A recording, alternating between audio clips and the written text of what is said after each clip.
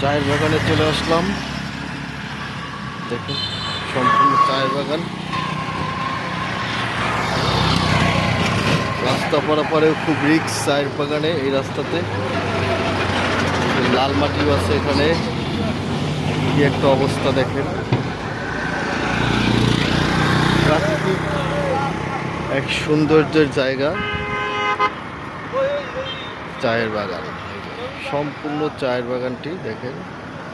ওই যে কিছু লোক যাচ্ছে দূরে, দেখেন ওই যে তারা ওই টিলাতে ওঠার জন্য প্রস্তুত হইতেছে। এই যে একদম চায়ের বাগান, প্রাকৃতিক এক সৌন্দর্য লীলাভূমি, শুধু সবুজ আর সবুজ।